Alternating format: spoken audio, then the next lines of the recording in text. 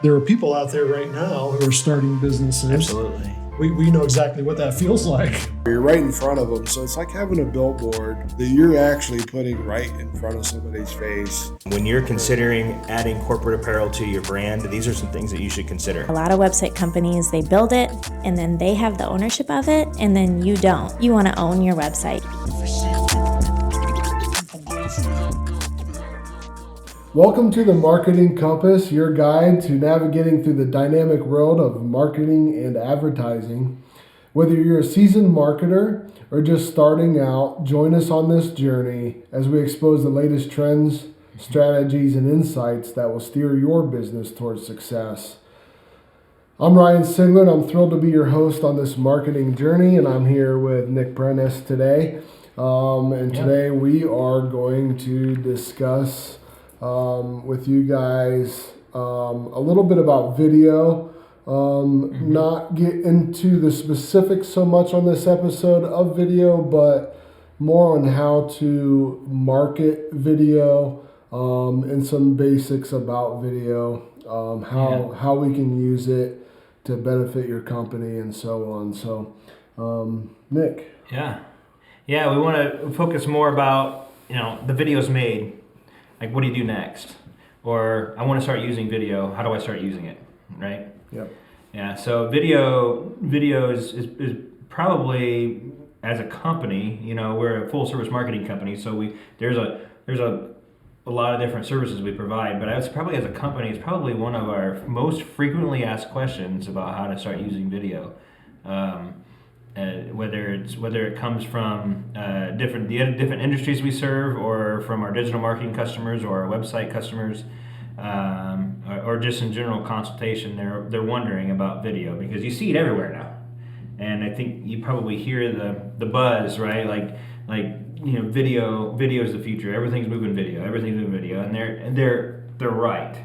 So part of our goal, here on the Marketing Compass is to try to alleviate some of the stress you might be feeling about some marketing expectations that you feel like you have. We would just want to encourage you guys, and you can do this, and we just want to give you some pointers along the way on how to start getting into video and start utilizing it. So one of the big things is why in the world would you need to include video, right? Have you heard those questions?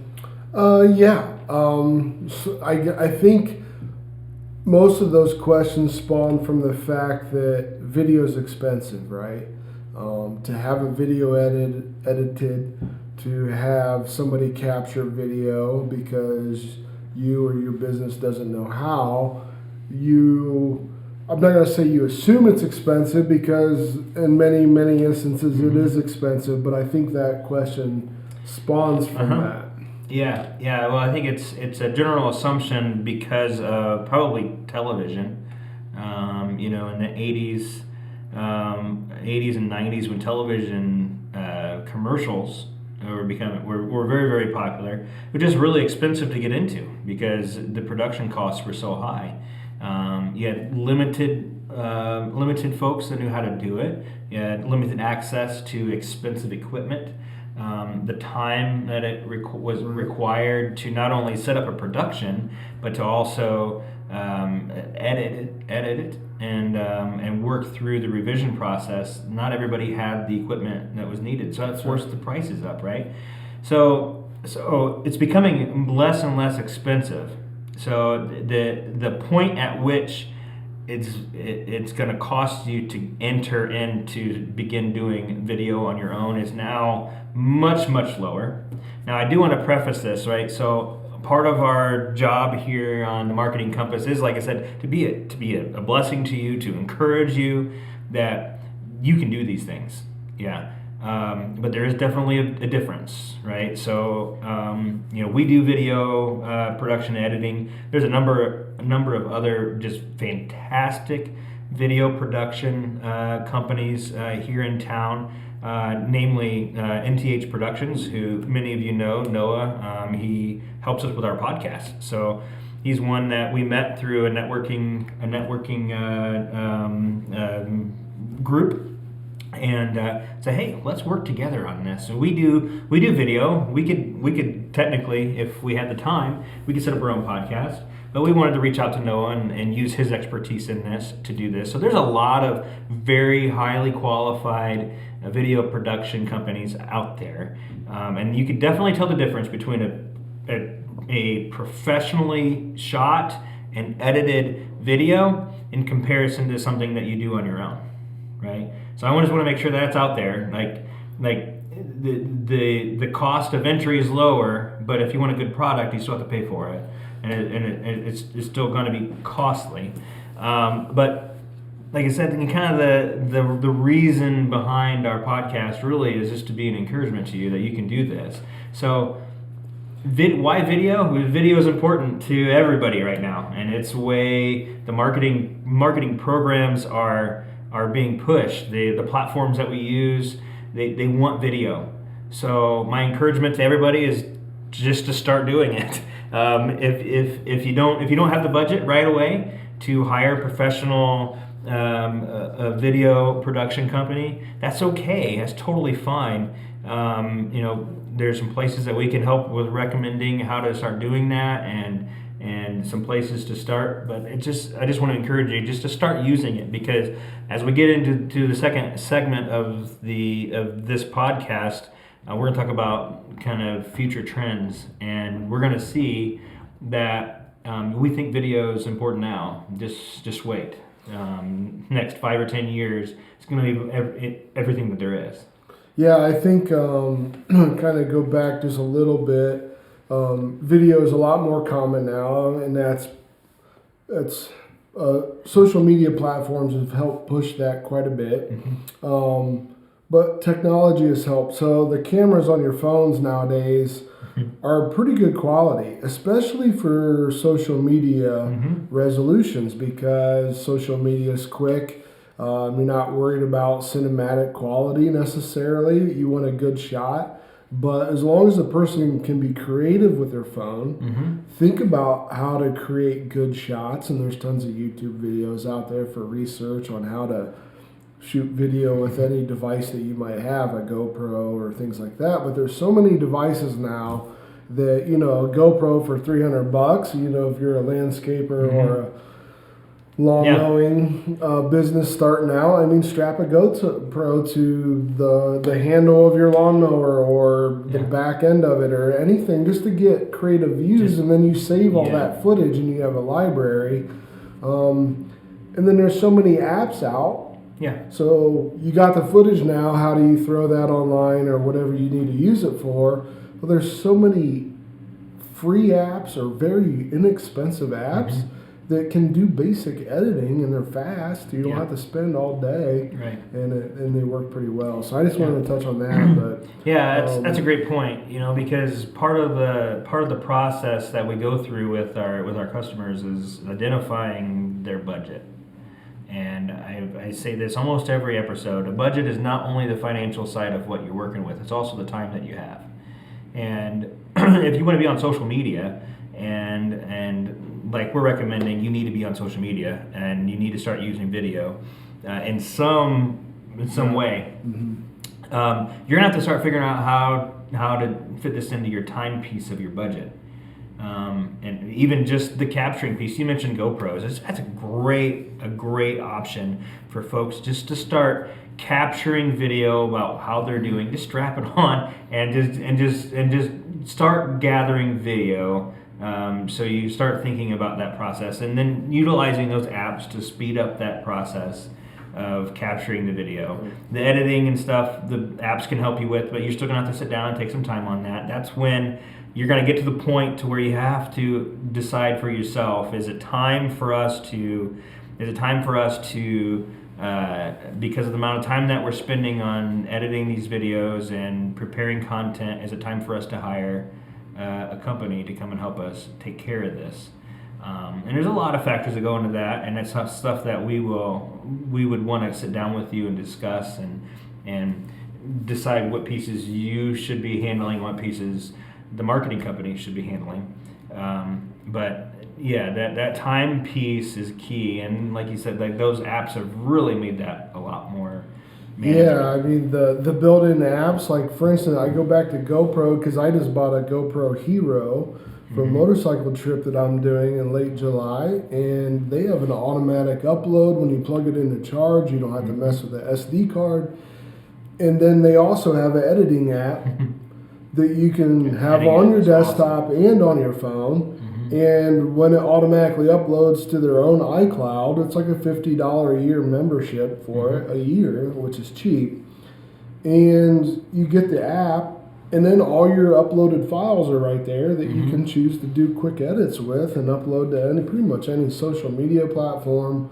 You can flip it vertical, horizontal, all that good stuff. And, it's just very convenient, and it's a super cheap way to get into video. And even the first time you edit on an app, it's going to be a little slower. It might take you a couple hours, but you do 5 or 10 of them, you're going to be down to 10, 15 minutes shortcuts. and add your own music, etc. So pretty cool. Yeah. So understanding the different types of videos that we use is really going to dictate whether you decide on your own if I can handle these type of videos, maybe I should hand off these type of videos to a professional to do, right? So we think about short form videos, and we'll get into this a lot later on because short form videos is really the future. But long form videos, your longer explainer type videos, how-to videos, your interviews, case studies and things like that,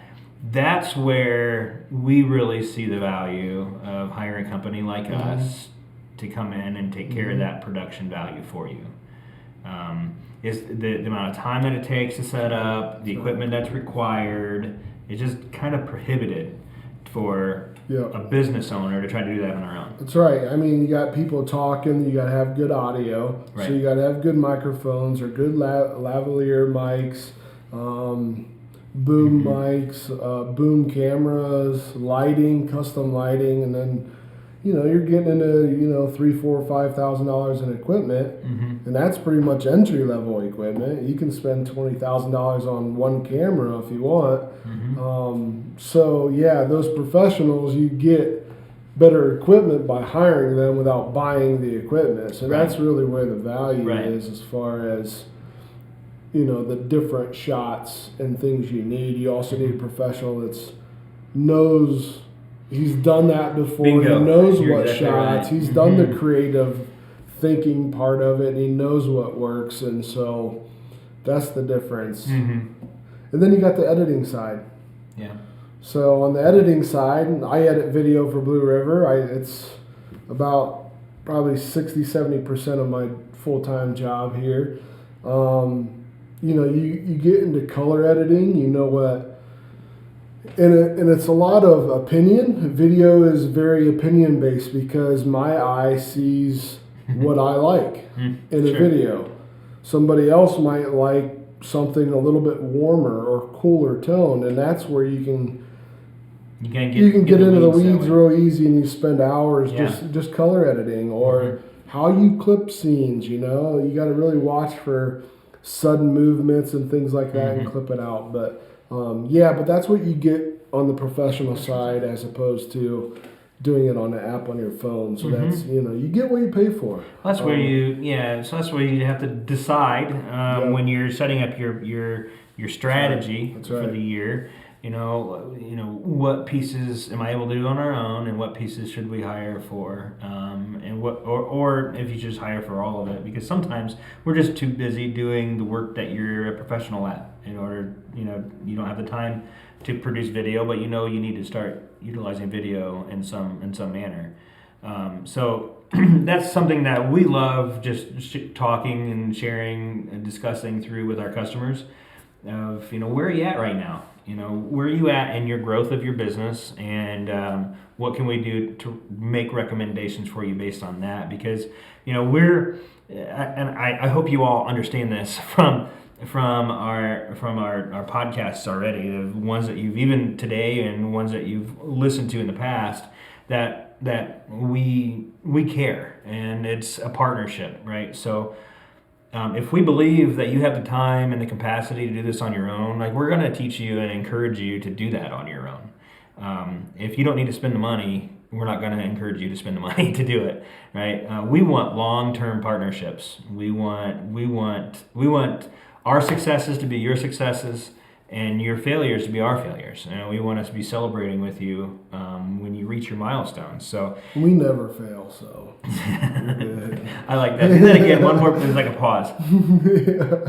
I love it. So back to editing, right? So we'll edit that out, and we'll Yeah. great. No, I will probably edit it and put it into its own little short. Or blooper. So yeah, so we've talked a lot about the different why video and the different types of video that can be used, but planning is just so important.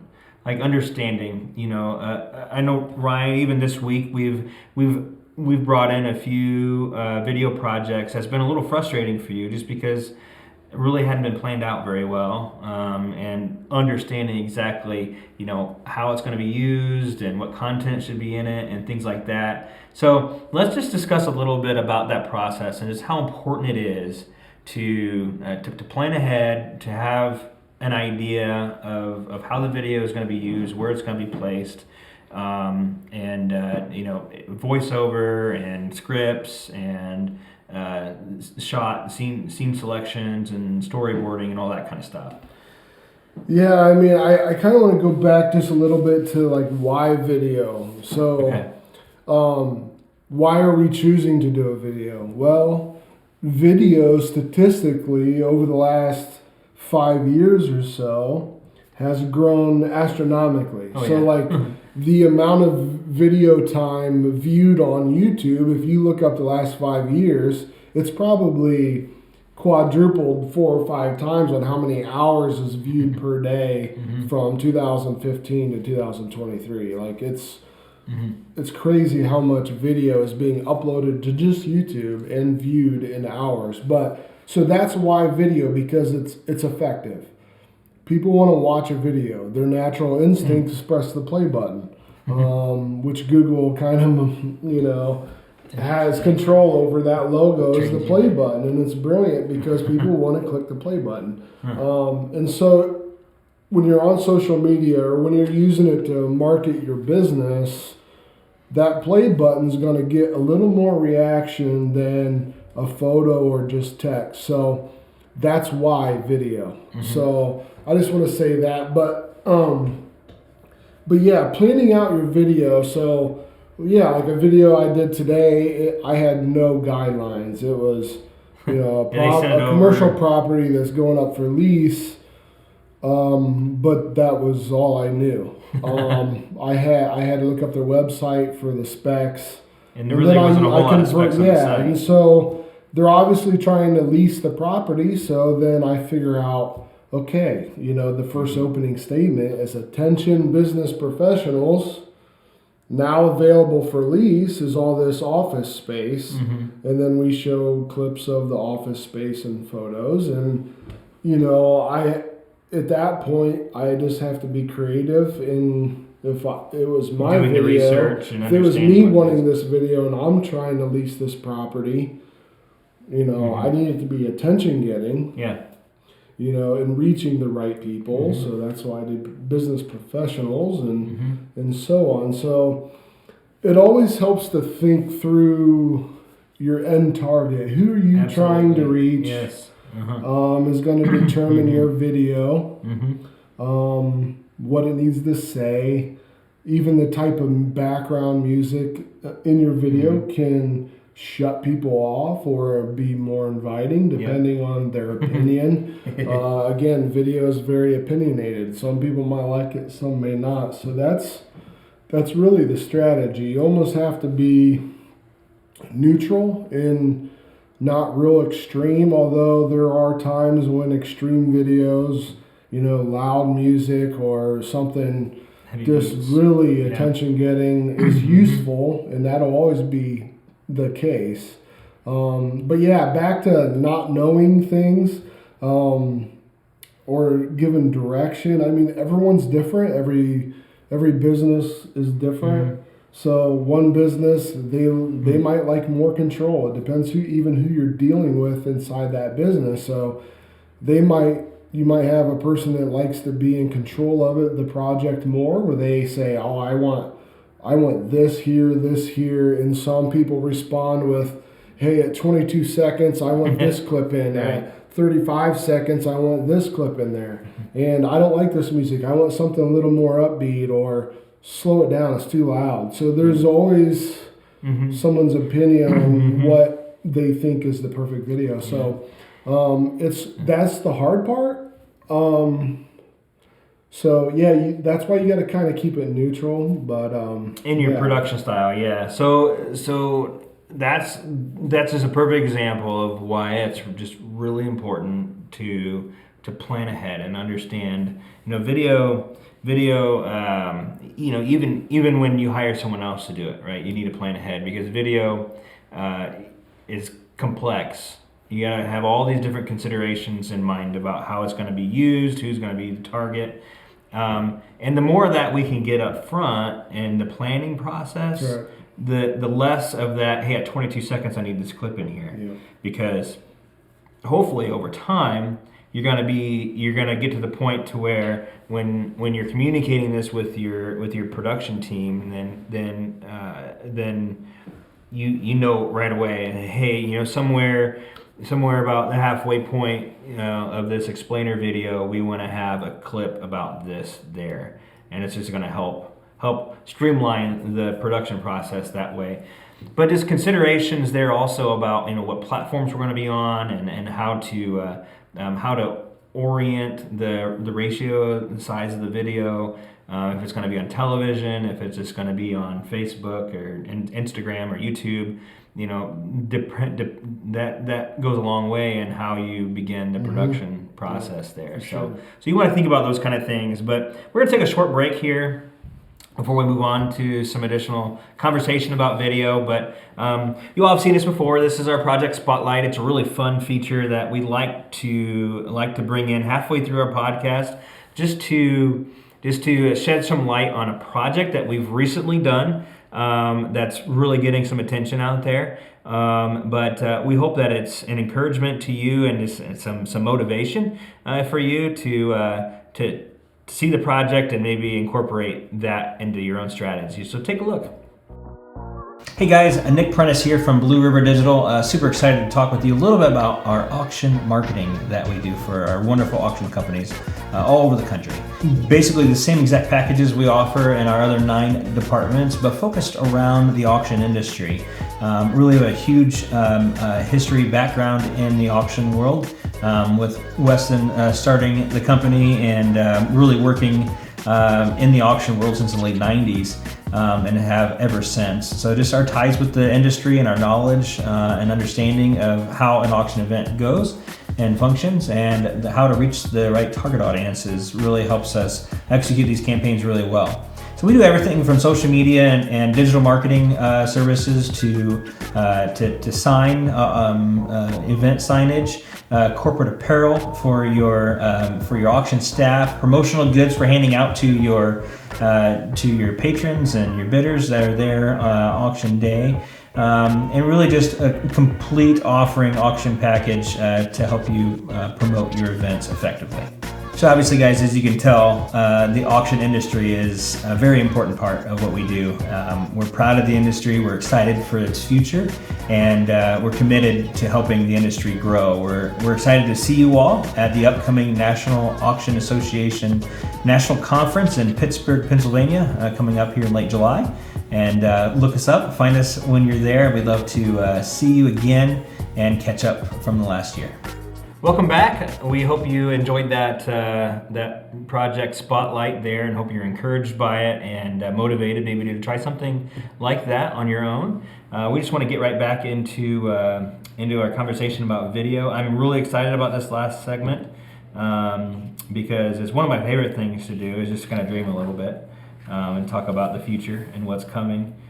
Technology is changing so quickly. We'll probably be 50% wrong about what we're going to talk about as far as what we think maybe the future is going to bring, because it's changing so quickly. But it's a fun thing to talk about. But before we get to that, we're just going to continue on in some of that conversation. So, Ryan, what are we did cover a little bit in the previous section about some considerations about planning, but how about some production considerations? So what are some things that you need to be thinking about in production? Well, I want to start by saying that video needs, just like any sales, what you want to sell or what you want to create or try to sell something, what you need to do is create an emotion, right? You need to have a problem, and then you got to be able to solve it. So you've got to be able to create emotion with your customer and make them feel like there's a problem here. This isn't right. I need to buy your product, okay? Mm-hmm. And that's going to solve all my problems. So the same thing as in video is we got to create that emotion. So how do you create emotion? So sound. We touched on music, but the sound can completely throw off a mood if it's not the correct one. Mm-hmm. And so sound is very, very important. And Noah here shooting our podcast has said he had a customer say they wanted to redo the whole video because the sound wasn't right to them. Mm-hmm. So again, a lot of it's opinion, but you don't want to have a piano playing when you got some freestyle motocross guy jumping over some jump. They don't go together. One's super calm. It's creating a relaxing, soothing mood. And then you've got high energy, something happens. So you want a high energy music going along with a high fast paced shot to create a certain emotion. Well, it comes into the beat of the music there as well, and that's how you edit your entire piece. So if there's a lot of changes that come in that you're not thinking about the music like somebody in production like you. You're not thinking about the music side of it when you're looking at it. It's like, well, like you mentioned earlier, at the 22-second mark, we want this clip added. That shifts the entire music. Music bed's off at that point. Yes. So those kind of considerations are really important when you're planning for production. Because it really may force you.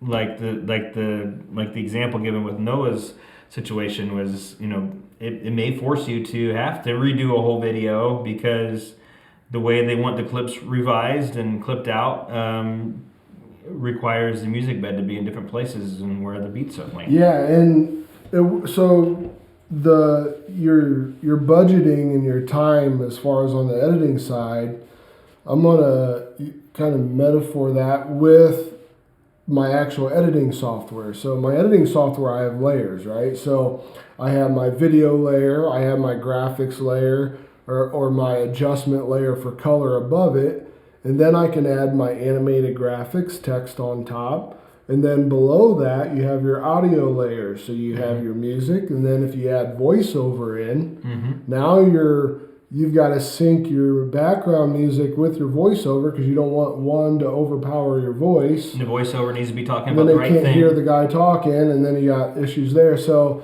that's where budgeting for video can come into play. Do you want voiceover? Do you want background music? They're nice to have. It adds another sensory to what a person is watching or seeing emotionally through your video. So if they're seeing a thing and they're also hearing words about what they're watching, and then the music is also setting the mood for that, you're going to get a lot more emotion out of that person. So yeah, it's going to cost more, but you're also layering all of these items, text. You can add text on the screen, exactly what the voiceover guy is saying. So now they're reading it, hearing it, and they've got emotional music playing, so it really can convince your customer what you're trying to convince them of, or your target message. And so that's where, you need to budget. What scene do I need to shoot for this? Do I want music? Do I want voiceover? Do I want text on it? Animated text sliding in, that takes time. You got to be able to animate things, and that also leads to another important point about understanding how it's going to be used, because if this is a long form video, which is the way you're describing, the way it sounds is more of a long form type video, something you're going to put on your website, probably on YouTube, maybe television and things like that. But on social media, this is why you need to understand your platform, because if you're on social media, they recommend that you produce with sound off. So lots of text on the screen and things like that, because some people are muted, some people are just literally, in ear pods or something like that. So they want you to be able to tell your story without the music. Which takes more time, like you said. So some of the cost considerations there when you're budgeting and thinking about what platform is going to be used, how am I going to be executing after the video is made, which is really what this whole conversation is about. What do I do next? How do I market with my videos? How do I use video in my marketing? Understanding those things are just vital, because it goes into the planning process and how a professionally produced video in the end is priced and quoted for you. So voiceover, audio and a music bed doesn't typically change the cost any, unless it's a proprietary piece that needs special licensing or something like that. Yeah, if you got custom requests like that, that's gonna cause more work than price changes. But that typically doesn't affect the cost. There's music beds that we've purchased and we have ready to go, but adding voiceover is an expense, and adding text overlays is an expense, and captioning is an expense. So things to be thinking about when you're planning there. I think next we kind of want to talk about like measurements. How do I know if my video is performing well or not, right? So video is a tough thing to think about for marketing, and I explained this in some previous episodes about how we typically think in business we want conversions, and everything we do we need to be doing for a reason. Is the task that I'm performing right now going to make me better? Is it going to get us work? Is it going to move us further down the line?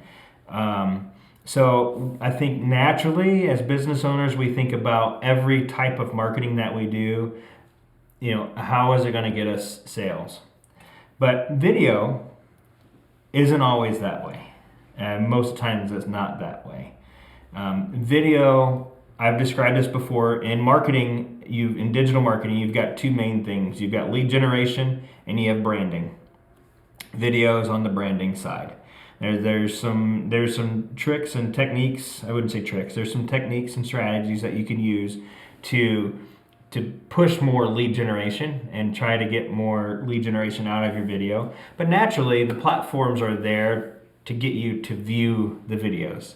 So we're looking for video views. These are the metrics that we're following. How we're measuring success is how many video views we're getting. It's really, really, really hard. It's very challenging to get a viewer to take an action on your video. The easiest one is to like it. The second one is to subscribe when subscription is an option, YouTube. And then the last one there is an action on your website, a click. Learn more. Yeah. Like those things are very challenging. I'm sure you've all seen YouTubers out there starting their recording with like and subscribe. And then some of them will even show the chart on the back end that show how many, they got millions of followers, many have subscribed, millions of viewers, and they've got, a few thousand subscribers. right? Because it's just not how we're wired. That's not what we're tuned to do. That's not how we engage in the videos. We engage in the videos by watching them. So video views is your measurement tool when it comes to video. Everything else is gravy. But it also relates to everything else, to conversions, like I've referenced to before in sales. If you're talking to 100 people, then you should expect these areas of categories to follow. So if you're talking to 100 people, then you should have 80 of them a certain percentage rate. yeah like it. Another 40 of the 100 now are commenting, and then you've got 10 of them that are going to the website, right? So those are just general numbers that we just pulled out right there, but you can assume those things. So if you're getting more views, then you should be getting more web traffic. They go together. Now that another thing to consider there, though, is the quality of your video. So you may be getting a lot of views, but your video just isn't any good, and people aren't engaged in it, and they stop watching it, and then you're not getting any conversions at the end. That's possible. That's something that we do with our customers when we look at what they're doing and their strategies, and we evaluate those things to try to understand what is it that's missing, and what can we do to get you higher conversions. And I think that when you choose to do a video, whatever the product is your video is about, and it don't have to be a physical product, it can be any product, but your goal of that video should be to make your product look better Right. than what it is. I mean, that's sales, right? I mean, if you're trying to sell something, it's the greatest thing since sliced bread, right? Well, So you believe in your product, when you, so you want to tell so that when story. you make a right? video, whether it's on your phone, a cheap way to do it, or hire a professional, your end goal should be to have a video that represents your product very well, or makes it look very appeasing. Because if you're not, then You're doing yourself a disservice. you could actually hurt yourself. Yeah. Because you're like, ooh, that's Right. why would I do that? Yeah. But Everything we do in marketing, the goal is to help the consumer want that. Help them understand that I need that because it answers a challenge that I'm having. I can picture myself sitting in that hot tub. I sure could use that bulldozer on my construction site. Those are things that we're trying to tell the story. That's why video is so powerful, because we could tell so much. We can share so much information in a video and tell the story better than any other type of marketing tool. Photos tell a story, and then content tells a story, and each one builds upon each other to where we have this video that in that video we can address every emotion that we've identified that this target customer it's has. evidence. It's evidence of your Yeah. product working. Mm-hmm. Unless it's AI generated video, and then you could probably fake it or lie about it. But for 99% of the time, your video is going to be the evidence of your product not recommended, by the way. working in the field, working, doing its thing. And yes, that's why it's more effective, because you just showed your entire customer base your product and how well it's working. Mm-hmm. Yeah. And that's what it's about. Yeah, well, that goes back to some of the different types of videos you're making, right? So we've been pretty heavy on long form video. Short form video is really the social media videos that you're seeing out there, and that's the future. That's where we're going, right? Testimonial videos. Those are user generated content that can be used on the websites and on the social media platforms and things like that to really, like you said, show that the product actually works. And you can't do that with images. I mean, you could try to show that it works, but a video, you actually have a person that you know and you trust telling their story and showing you that it works and they're happy with it. Yeah, testimonials is a great huge. way. Yeah. I mean, to have, otherwise it's just faith, right? It's believing in something that you can't see. So we can put it in text. Mm-hmm. This guy says we're the best thing ever.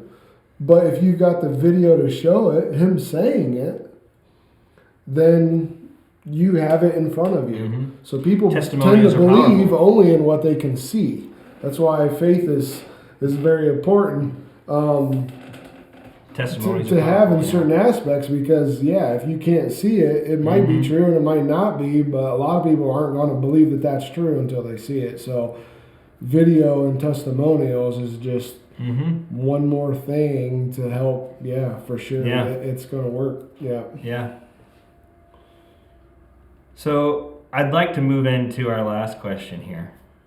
The one that I've been excited about, that I want to talk about. It's cool. I love just thinking ahead about what's coming and what's already starting to happen and what we kind of see in the industry. The future of video. The future of video. So do you have anything that you're super excited about? I've got a few things that I've been watching that's pretty cool. My head's been stuck in editing, so I haven't been viewing a lot of the future trends, but I heard several years ago, probably 2 years ago, when we were looking up stats when video was really starting, like a lot of the social media platforms were starting to push video only, like Snapchat or TikTok. It's pretty much just video only. That I read where they anticipate at some point that even sales, just day-to-day buyer transactions with things will be done through video. Now, I don't even know how that's possible. I've tried to think on how that's possible, but with the display screens, you go to a fast food restaurant, everything's touchscreen now, and I think it's going to be video now where it's just, you can still touch it. Interaction with video, that's becoming more and more. The more you can interact with it, the better. It's funny you say that, because that's one of the things that I'm most excited about the future of video is just how interactive the videos are becoming. YouTube over the last year has released YouTube Shopping to where you can tag products in your videos and you can purchase those products in the comment section of your video. So at exporting, you can link your video, your stores up to your YouTube channel, and then when you're exporting or you're importing your video and you're creating it, you can tag your products that you need to in there, and during the video where the products, a little piece comes up and shows the product tag that's there, and you can just purchase it right there. So that's just the very beginning of what these immersion type video processes that they're having is creating, with virtual reality and how that really changes things now. And now you're going to be able to, virtually walk into stores and purchase items that you see by pointing at them or clicking at them. Or just wear certain glasses that have video rolling grocery list across your Google glasses or whatever. Exactly. Yeah. Yep. Pretty crazy. That's the future here, right? So what they're trying to do is they're trying to get video closer to the conversion. It's like we're talking about so far that video is great for engagement, but it's harder to get people to engage in the video in a way that tracks conversions. So increasing the value of the video by making them closer to the conversion point and allowing them to take action in the video, and making it an immersion type process of it all, which also kind of relates to like the 360 videos that are coming back with a vengeance. We've seen the Matterport in the past, Matterport video for real estate, walking through properties and things like that, and that is actually coming back again. We're seeing an emergence in that, but even bigger is this 360 video presence that you're able to physically be in a showroom somewhere and then engage with the products that are in the showroom. So dealerships and retail stores and things like that, really taking your video to the next level of engagement, right? So that's something that I'm really excited to see, and how we begin to integrate that into marketing strategies and Again, it goes clear back to the beginning of how you're planning and organizing your strategy, right? Because those kind of new things are awesome. But you've heard me say it before, just because other people are doing it doesn't mean you need to jump on the boat, because it may not make sense for your business. But it's a neat thing. There's advantages of being the first one in and doing things, but it's also going to be way more expensive to do it at the beginning than it will be later on. We're seeing that with streaming video right now. Over the last 5 years, streaming video has significantly decreased in cost. I would say maybe 60% cheaper than it was 3 years ago to get into streaming video. So now it's much more affordable. It used to be kind of out of the picture. If you don't have $5,000 or $10,000 to spend in a month, then you can't look at video for streaming. Now you can. It's just, there's more people doing it. Competition brings price down. It makes it a whole lot more affordable. Yeah. So just like that, I think starting in on some of these new technologies and new features and video is going to be expensive to kind of get in and get started on. The last one I think is a little bit easier, something that we've all been doing, but I think the pushing and the focus on this is going to be way higher. Even this year, 2024, and moving into 2025, and that is live video. Live video. We look at these platforms that are using live video: YouTube, Instagram, Facebook. And this is an interesting stat to look at, because when you think of video and you think of these platforms, like what is the most what do you think the most popular video platforms are? Well, I don't mean to derail you, but I think the biggest sector that's being affected is news and politics. I think your news sources on TV can't be trusted anymore, and now you're getting a lot of live YouTube channels pop up with breaking news, with breaking weather, you name it, politics, whatever you enjoy or fancy when you get home from work. But I believe there's these little pockets content. And they're very unique and they're more attractive, and they're being as truthful as they can. You can just, people have a sense for that, and I don't feel like, no matter what side of the aisle you're on as far as the news, I don't think there's one out there that's got the people's back, right, in my opinion. But it's just interesting. So what YouTube's doing is providing a platform for you to choose where your values and your position is, and you can follow those that's right. those specific channels, and they use live more and more and more and more and more. I've followed the two big wars going on right now exclusively on YouTube Live. So that's been an interesting development that's been there. But you think of video platforms, you think maybe instantly go to TikTok or Instagram. They're actually at the bottom of the list. So the biggest in form of monthly users is Facebook still. 2.9 million monthly active users on Facebook. Second is YouTube with 2.5 million active users, and you've got Instagram at third with 2 million active users, and then TikTok is at 1 million active users. So when you look at that data, and who knows, by the time this podcast comes out, and those numbers have probably changed by then because it changes so quickly. But even on Facebook,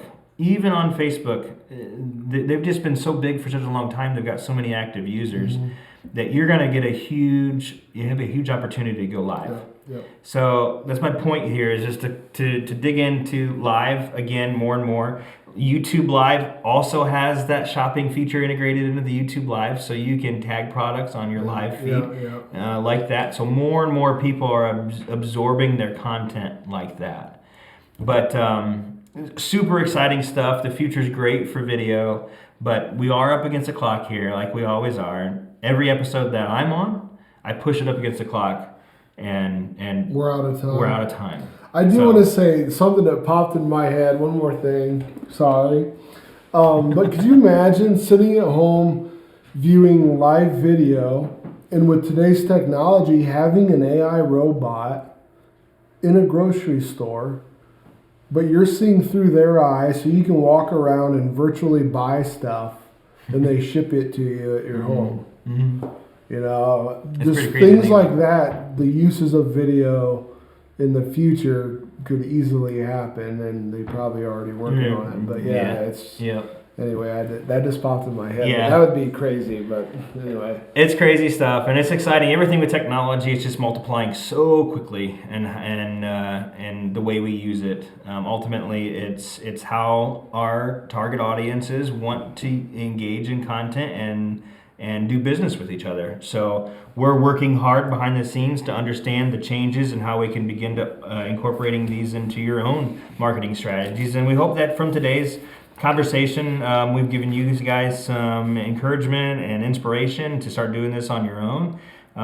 Call us if you have questions, or check it out on our website and submit your questions there. Video is fun. You get to be the artist.